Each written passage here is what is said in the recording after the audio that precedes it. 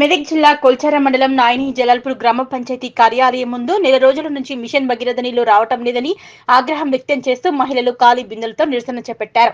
గ్రామ panchayat water tanker ద్వారా నీళ్లు వస్తున్నప్పటికీ అవి సరిపోవటం లేదన్నారు. మిషన్ భగీరథ నీరు రాక తీవ్ర ఇబ్బందులు పడుతున్నామని, తక్షణమే నీటి సదుపాయం కల్పించాలని గ్రామస్తులు కోరారు. త్రాగడానికి సైతం నీళ్లు రావటం లేదని, డబ్బులు వెచ్చించి తాగడానికి నీటిని కొనుగోలు చేస్తున్నామన్నారు. నీరో రామచంద్ర అని గగ్గోలు పెడుతున్న ప్రభుత్వ అధికారులు వారి మొర ఆలకించడం లేదని అసహనం వ్యక్తం చేశారు. రోజువారీ అవసరాలకు నీరు దొరకక తీవ్ర ఇబ్బందులు పడుతున్నామన్నారు. పిల్లలను పాఠశాలకు పంపాలంటే నీళ్లు లేక స్నానాలు చేయించడం లేదన్నారు. సరైన వర్షాలు కురవక భూగర్భ జలాలు అడగంటి బోరుబావులు ఎండిపోవడంతో గ్రామంలో నీటి ఎద్దడి ఏర్పడిందన్నారు. ప్రజాప్రతినిధులు, జిల్లా కలెక్టర్ స్పందించి గ్రామంలో నీటి ఎద్దడి లేకుండా చూడాలని విజ్ఞప్తి చేశారు. ఒక నెల రోజులు అవుతుంది, మాకైతే వాటర్ రావట్లేదు.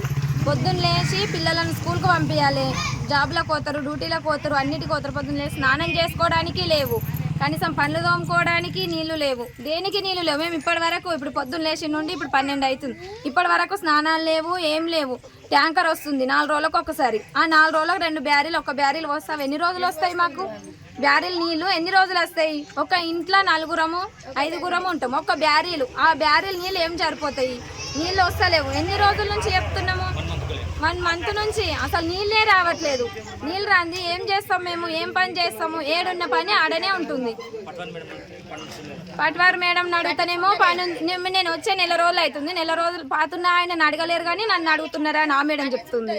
ఎవరేం పట్టించుకుంటలేరు. మేము ఏం చేయలే ఊర్లే, ఈ ఊర్లో ఈ గల్లీకి మాత్రం నీళ్ళు మాత్రం రావట్లేదు.